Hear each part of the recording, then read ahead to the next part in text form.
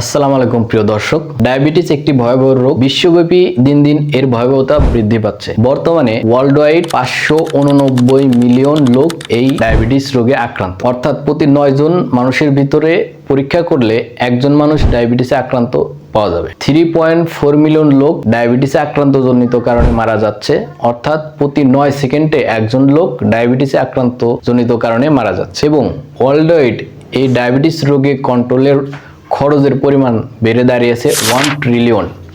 তাহলে বুঝতেই পাচ্ছেন এর ভয়াবহতা এবং এর খরচ কত দ্রুত বৃদ্ধি পাচ্ছে। এবং IDF অর্থাৎ ডায়াবেটিস ফেডারেশনের মতে যদি এই ডায়াবেটিসের ভয়াবহতা এখনই নিয়ন্ত্রণ করা না যায়, তাহলে 2050 সালের মধ্যে ওয়ার্ল্ড ওয়াইড ডায়াবেটিস রোগীর আক্রান্ত সংখ্যা দাঁড়াবে 853 মিলিয়ন। তাহলে এখন থেকে আমাদের সচেতন হওয়া উচিত। ডায়াবেটিস আক্রান্ত রোগীর সংখ্যার দিক থেকে বাংলাদেশ পিছিয়ে নেই, বাংলাদেশ 8তম।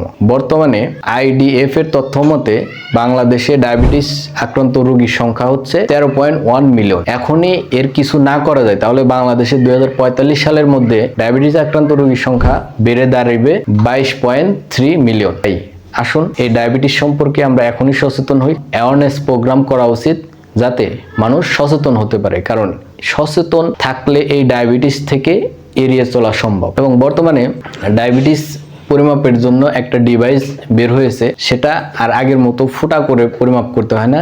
সেটা একটা ডিভাইস, আপনি ভিডিওতে যেরকম দেখতে পাচ্ছেন, যে শরীরে লাগিয়ে রাখলেই এই ডায়াবেটিস পরিমাণটা আপনাকে বলে দেবে এবং সেই অনুযায়ী লাইফ লিড করলেই আসলে এই ডায়াবেটিস নিয়ন্ত্রণ করতে পারবেন, অথবা আপনার ডায়াবেটিস এড়িয়ে চলা সম্ভব। তাই আসুন এই ভিডিওটি নিজ দায়িত্বে জনসাধারণের জন্য শেয়ার করি এবং সচেতন হই, মিষ্টি জাতীয় খাবার কম খাই, এক্সারসাইজ করি, ডায়াবেটিস থেকে দূরে থাকি এবং কিভাবে ডায়াবেটিস থেকে দূরে থাকা যায় সেজন্য দরকার পড়ে ডাক্তারের পরামর্শ নিই। ধন্যবাদ।